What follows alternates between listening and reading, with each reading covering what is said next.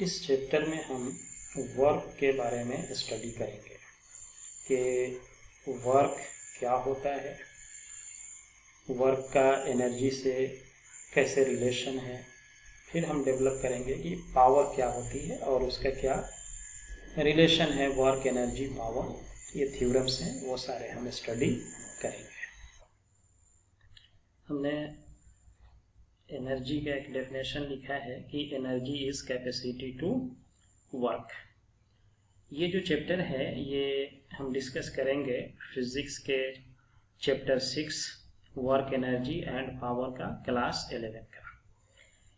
इसका जो टॉपिक है वो हम डिस्कस करेंगे एनसीईआरटी से। न्यूमेरिकल जो है हम किसी भी बुक से बना सकते हैं। जब एक बार कंसेप्ट हमारा डेवलप हो जाता है तो हम किसी भी बुक से न्यूमेरिकल बना सकते हैं। तो जो हमारा ये वर्क एनर्जी चैप्टर है इसको एनसीईआरटी से पढ़ेंगे, एचसी वर्मा से भी पढ़ सकते हैं एंड रेसनिक हेड। फिजिक्स के लिए जो बेस्ट बुक है अभी वो है एनसीईआरटी। उसके बाद आप एचसी वर्मा फॉलो करिए, फिर रेसनिक हेलिडे पढ़िए। ये 11 का जो चैप्टर है ये बहुत ही यूजफुल है आपके 12 के चैप्टर्स के लिए भी। और इंजीनियरिंग एंड मेडिकल में जो मोस्ट इम्पोर्टेंट थिंग है वो है आपका फिजिक्स ही है।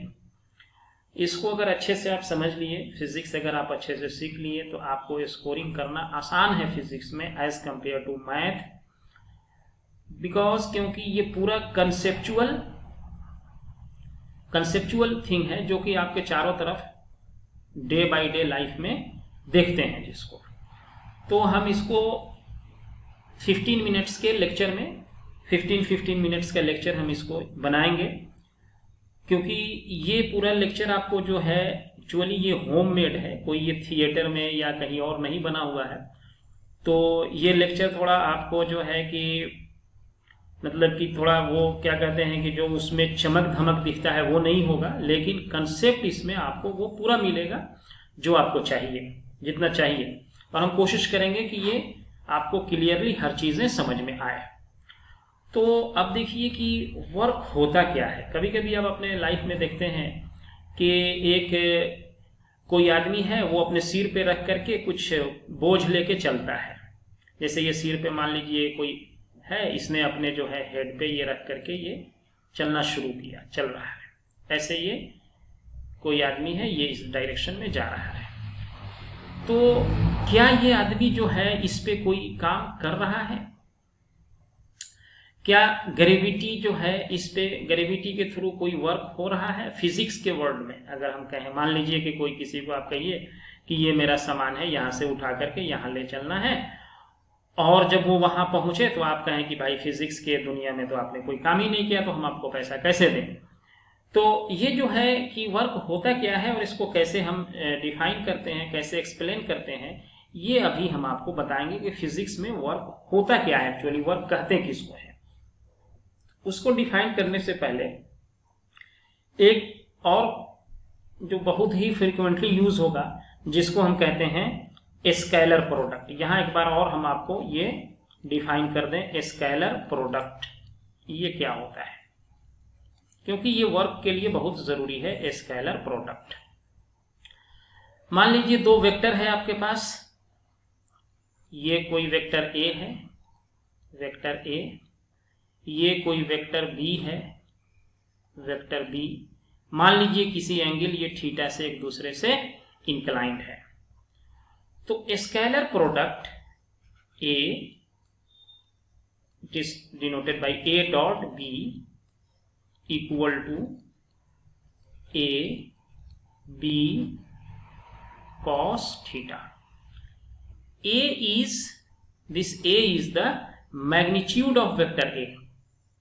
This A is magnitude of vector A. And B is magnitude of vector B.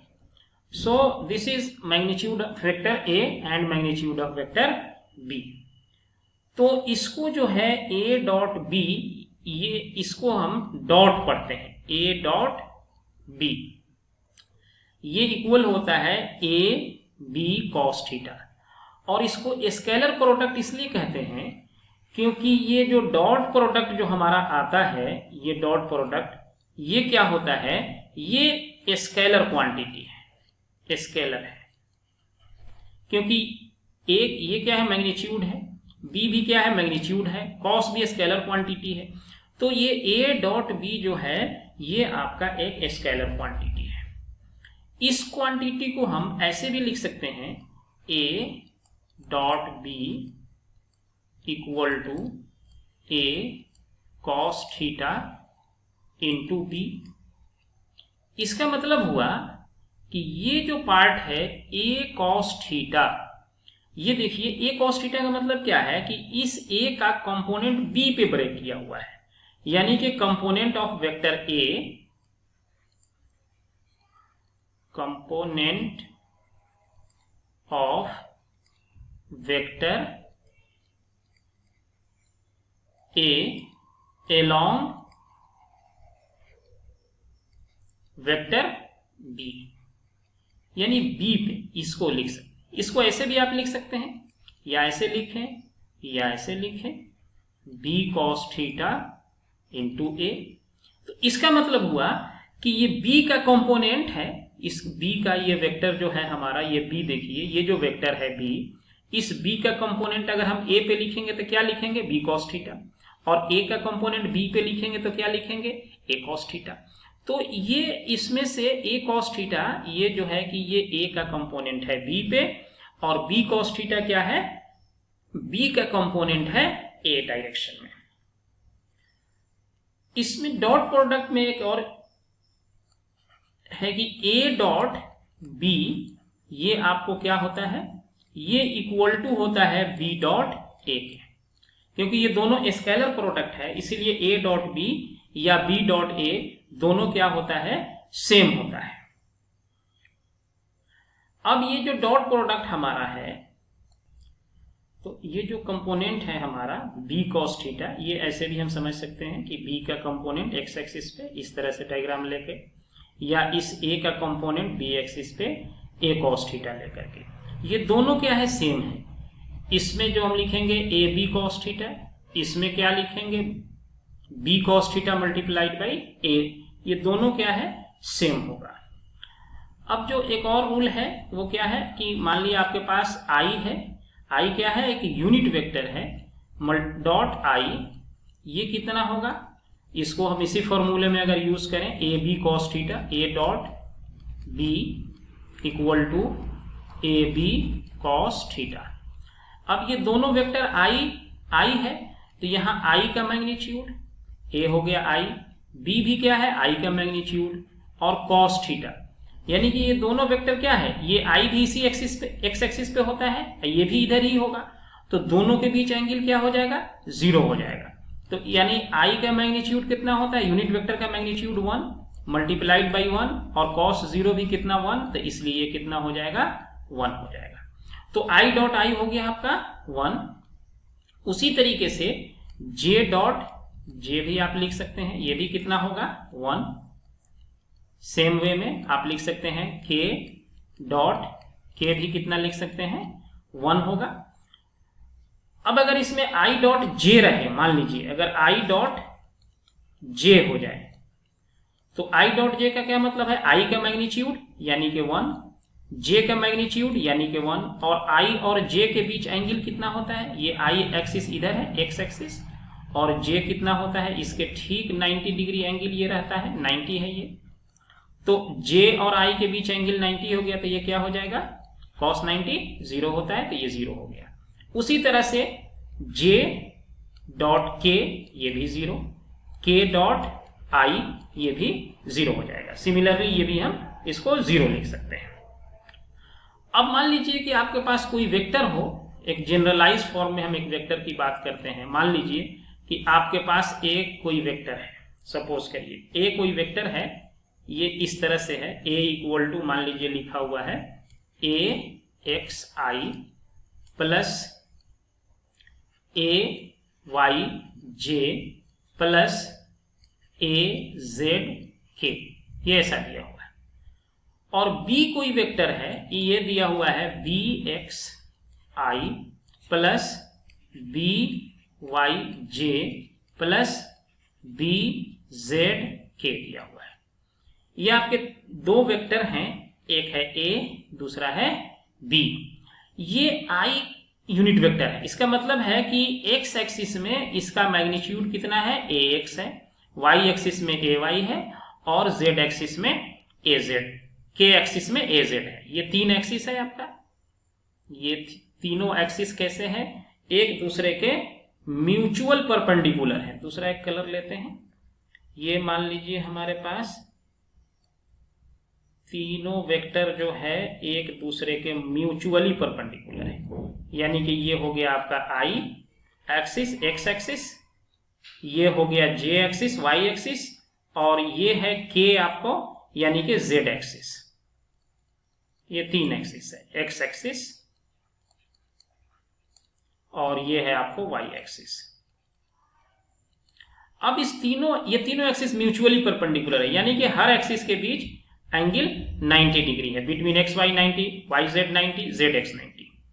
अब इसको अगर A डॉट B निकालना हो इसका, तो A का वैल्यू लिख देंगे AXI plus AYJ plus AZK, और इसको मल्टीप्लाई किससे करेंगे, BXI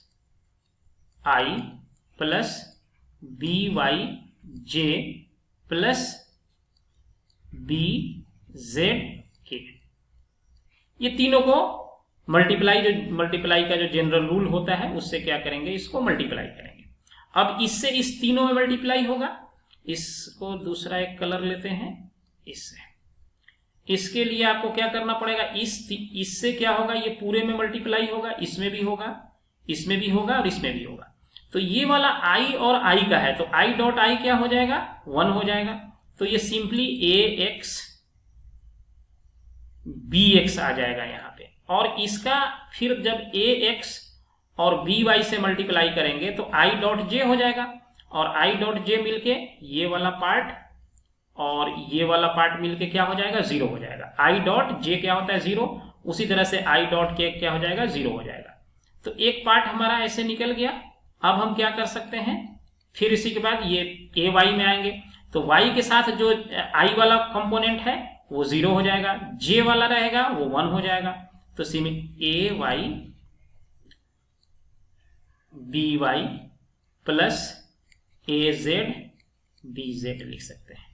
तो इस तरह से ये जब हम मल्टीप्लाई करेंगे तो दो वेक्टर का मल्टीप्लीकेशन ये हमारा पार्ट जो है दे देगा। अब हम इस पे जो है एक न्यूमेरिकल देखते हैं। अब हमारा एक एग्जाम्पल है, ये देखते हैं। फोर्स दिया हुआ है 3I plus 4J minus 5K, और डिस्प्लेसमेंट दिया है 5I plus 4J plus 3K। Question ये कह रहा है कि F डॉट D निकालिए, डॉट प्रोडक्ट, और प्रोजेक्शन निकालिए फोर्स का F का, कहाँ पे, D पे, डिस्प्लेसमेंट पे।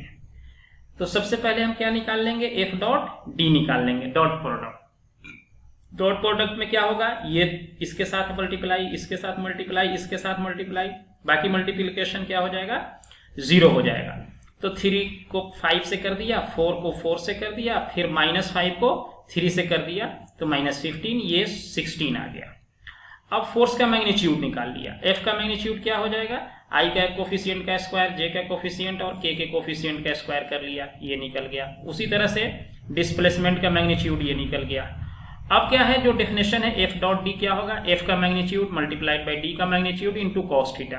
F का मैग्नीट्यूड निकाल चुके हैं, डिस्प्लेसमेंट का मैग्नीट्यूड निकाल चुके हैं, cos थीटा नोन है, और F डॉट D 16 है, ये यहां से पुट कर दिए। इसको सॉल्व करके हमको क्या आ गया, cos थीटा का वैल्यू जो है ये निकल गया 8/25 आ गया। अब theta equal to cos inverse 8/25, इसका वैल्यू 0.32 आ जाएगा। अब component of F on D ये क्या हो जाएगा, F cos थीटा। F हमको नोन है, cos थीटा का वैल्यू पुट कर दिए, तो ये हमको आ जाएगा, ये कट जाएगा 5, ये हमारा आ जाएगा 8√2/5। तो इस तरह से हम ये प्रोजेक्शन भी निकाल लिए। ये भी प्रॉब्लम आपको एनसीईआरटी का एग्जाम्पल है, सॉल्व प्रॉब्लम है।